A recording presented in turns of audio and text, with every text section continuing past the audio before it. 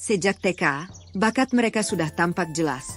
Ketika ada pentas tari tahunan, Velociraptor Hydrocharis selalu jadi penari utama. Semua orang memuji gerakannya yang anggun, tapi ketika memilih tema tari untuk acara khusus, ide yang dia usulkan selalu digantikan dengan ide teman yang dianggap lebih menarik.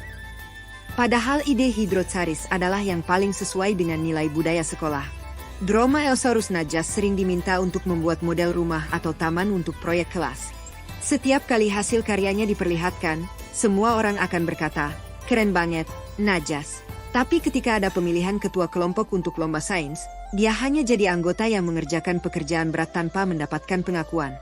Acilobator Isoetes selalu membantu teman-teman menyelesaikan tugas bahasa Indonesia dan Inggris.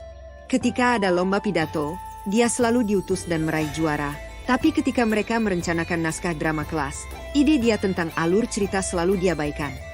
Mereka hanya bilang, "Kamu cukup koreksi ejaan aja ya, iya so, kita yang buat ceritanya." Adasaurus ranunculus suka mengamati awan dan menyusun catatan tentang pola cuaca.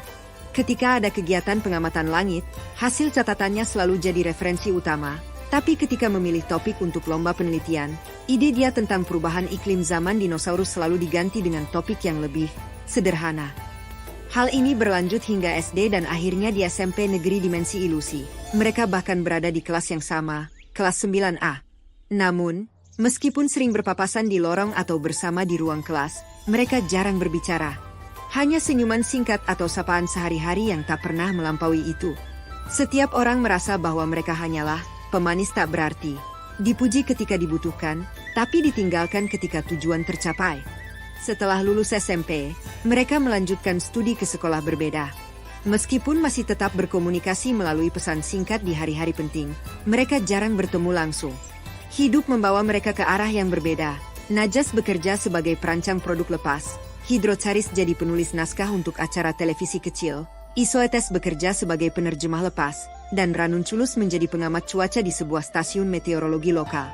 Pada hari Sabtu pagi bulan November, ketika mereka berusia 29 tahun, Dromaeosaurus najas sedang duduk di bangku taman alun-alun selatan. Dia sedang merenung tentang karyanya. Meskipun banyak produk yang dia rancang laris manis, semua kredit selalu diberikan kepada desainer utama perusahaan yang bekerja sama dengannya. Dia sedang menggambar sketsa produk baru di buku catatannya ketika suara lembut menyapa. "Maaf, apakah saya boleh duduk di sini? Semua bangku lain sudah penuh." Najas mengangkat kepala dan terkejut melihat wajah yang sudah lama tidak muncul dalam ingatannya. Velociraptor Hydrocharis, mengenakan baju biru muda dan celana panjang coklat, dengan tas buku di pundaknya. Matanya yang dulu selalu penuh harapan kini terlihat lebih tenang, tapi ada rasa kecewa yang tersimpan dalamnya. Loh, maaf kamu itu Hydro.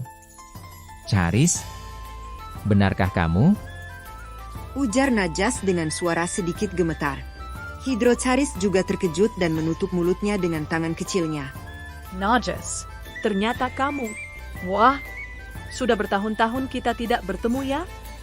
Hei Najas, bolehkah ku bertanya? Pernahkah kau merasa bahwa mereka bilang aku hanya penulis pembantu, tidak layak mendapatkan pengakuan publik, atau seperti sampah yang berguna, diperlukan saat ada pekerjaan yang sulit, tapi diabaikan ketika ada pujian yang harus diterima?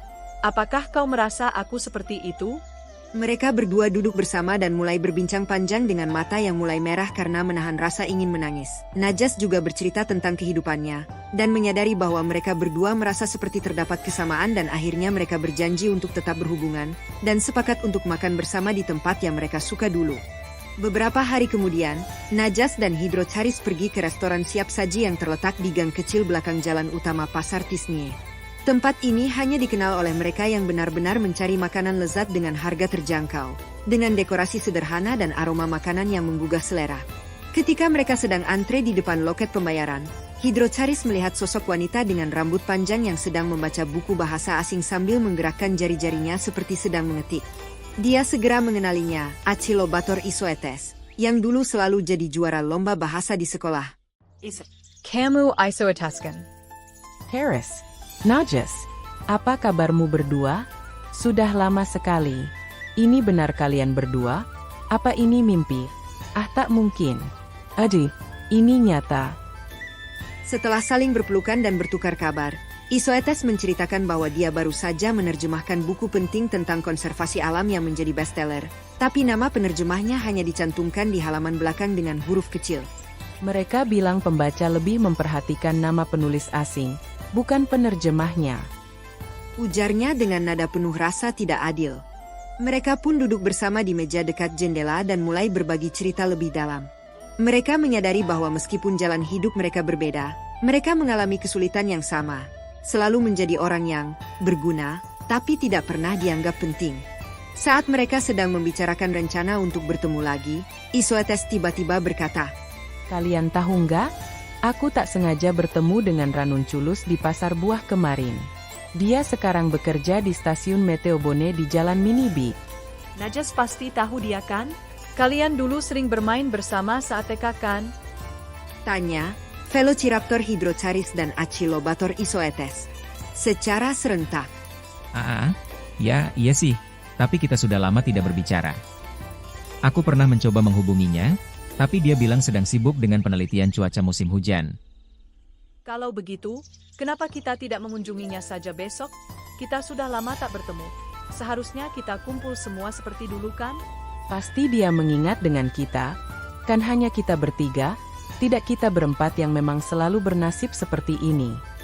Akhirnya Najas pun tercengang dan mengangguk setuju. Keesokan harinya, ketiganya pergi ke stasiun Meteobone di Jalan Minibik. Tempat ini memiliki menara pengamatan yang tinggi dan ruang kerja yang penuh dengan alat ukur dan layar komputer yang menampilkan data cuaca. Ketika mereka masuk ke ruang pengamatan, mereka melihat seorang wanita dengan rambut pendek yang sedang memperhatikan grafik cuaca di layar besar sambil mencatat sesuatu di buku hariannya. Ada Saurus Ranunculus? Maaf kami mengganggu kegiatanmu. Kalian semua, sebenarnya siapa? Aku siapa? Ini di mana? Sudahkah aku sangat merindukan kalian? Panggil Najas dengan suara lembut. Dan wanita itu mengangkat kepala dan matanya langsung melebar. Dia berlari ke arah mereka dan memeluk ketiganya satu persatu, serta berkata keheranan. Hahaha, iya, maaf. Jadi sebenarnya ada keperluan apa kalian semua ke sini? Ranunculus menceritakan bahwa dia baru saja menemukan pola cuaca yang bisa membantu memprediksi banjir dengan lebih akurat. Tapi ketika dia mengajukan hasil penelitiannya ke pemerintah daerah, pihak terkait mengatakan bahwa ide tersebut akan digunakan dengan nama seorang pejabat senior yang tidak pernah terlibat dalam penelitian sama sekali. Mereka bilang saya terlalu muda dan belum punya pengalaman yang cukup untuk menjadi ahli. Ujarnya dengan mata berkaca-kaca.